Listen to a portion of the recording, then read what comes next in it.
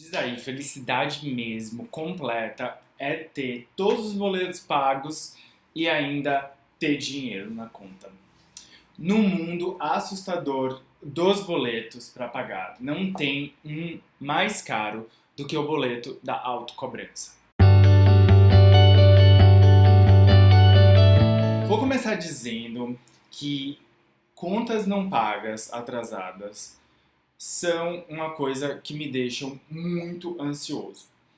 Eu tenho sempre o hábito de pagar tudo em dia, mas há ocasiões e episódios em que eu acabo cometendo algum erro e deixando uma conta passar. Como um episódio em que eu paguei uma mesma fatura do mesmo mês duas vezes e esqueci de pagar a seguinte, fazendo com que uma delas ficasse atrasada. E quando eu percebo isso, minha primeira reação é logo começar a hiperventilar. Porque é como se eu tivesse cometido o maior crime do mundo e que a qualquer momento a polícia vai bater na minha porta querendo me prender só por causa desse atraso do boleto. E essa ansiedade vem basicamente de dois sentimentos: a vergonha de ter cometido um erro e o medo do que as outras pessoas vão pensar de mim. E esses dois sentimentos, a vergonha e o medo, são os principais produtos da minha autocobrança. Para quem não sabe, eu sou o filho do meio da família, exatamente no meio. Meu pai teve três casamentos e nesses três casamentos ele teve cinco filhos. Eu, exatamente o do meio, mais um irmão mais velho, uma irmã mais velha e duas irmãs mais novas. Eu estaria mentindo se eu falasse que meus pais sempre cobraram e esperaram muito de mim.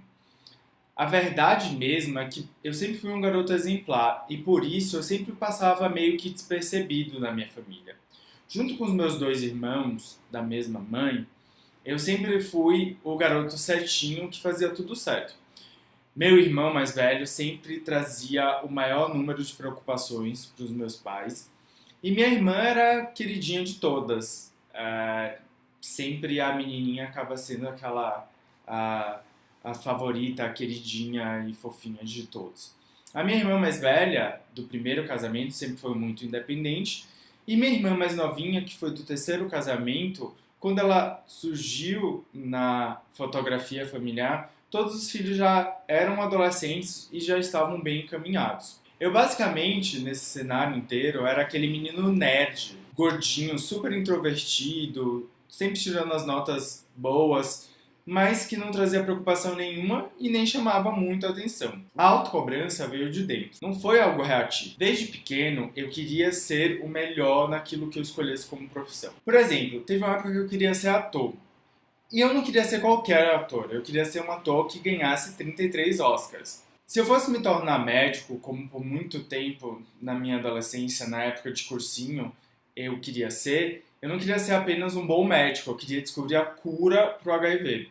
E se eu acabasse virando um escritor, que foi o que aconteceu, eu queria me tornar um autor reconhecido. Quando finalmente, lá pelos 14 anos, eu emagreci, a minha cobrança também passou a se tornar em relação à minha aparência. Eu nunca estava magro o suficiente, eu sempre poderia perder um quilinho a mais. Por causa disso, eu criei boa parte dos meus problemas de baixa autoestima. Quando eu entrei na faculdade, na USP, o que para todo mundo lá de casa e de Salvador, onde eu morava, para os meus amigos, era um feito digno de um gênio, eu vivia me comparando e cobrando para ser melhor do que os meus colegas. E logo quando eu cheguei aqui na faculdade na USP, eu percebi que esse sentimento de competição, de competitividade, era muito comum entre os meus colegas.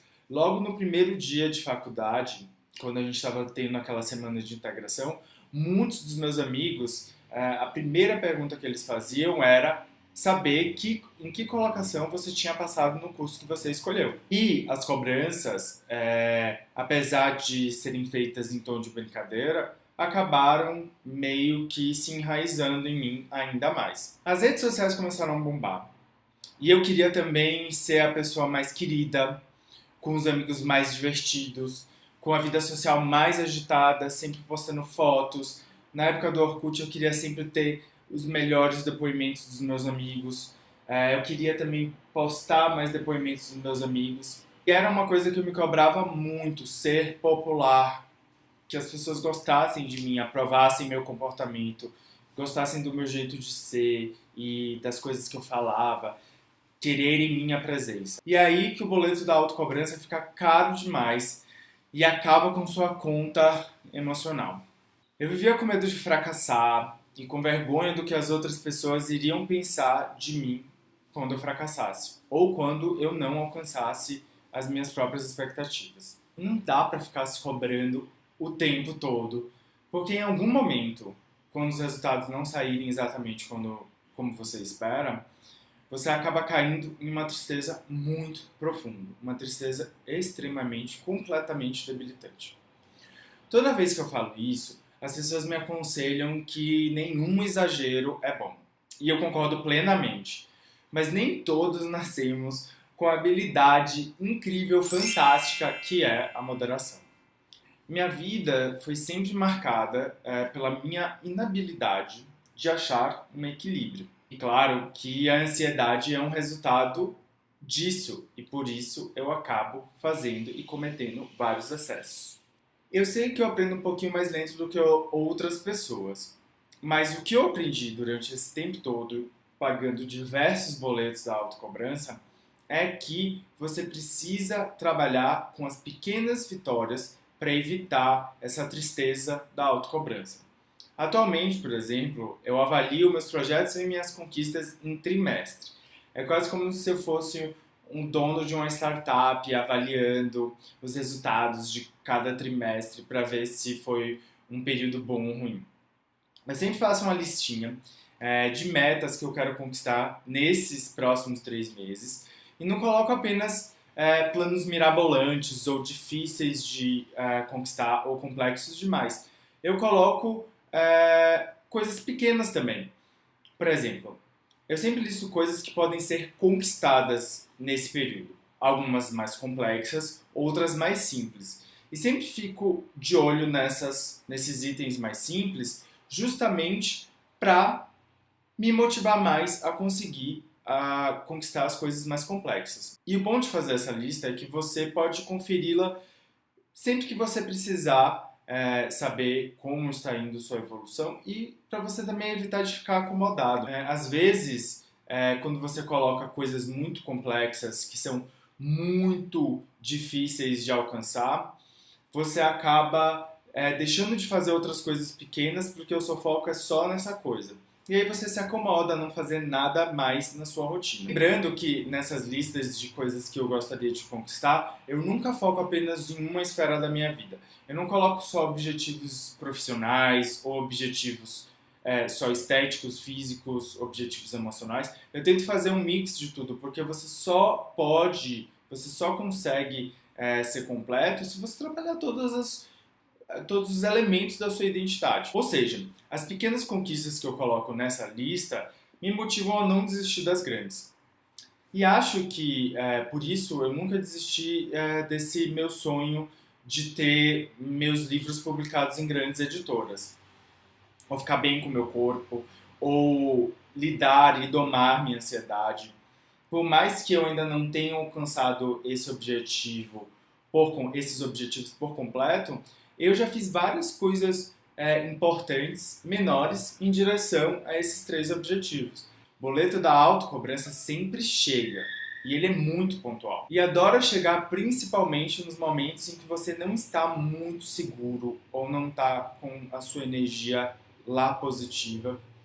E sempre quando você está mais fragilizado. O boleto da autocobrança chega naqueles dias que todo mundo à sua volta parece estar conseguindo organizar suas vidas e conseguir os melhores resultados, recebendo as melhores notícias, menos você. A diferença agora comigo é que quando eu examino esse boleto da autocobrança, eu vejo que eu consegui pagar muitas das coisas. Eu consegui pagar muitos daqueles objetivos pequenos que me tornaram essa pessoa agora que recebe o boleto da autocobrança. Essas conquistas diárias pequenas não podem passar despercebidas. Mas e o resto do boleto, as coisas que eu não consegui pagar? Eu só posso dizer que eu devo, eu não nego, mas pode ter certeza que um dia eu vou pagar. e guardar os recibos para comemorar.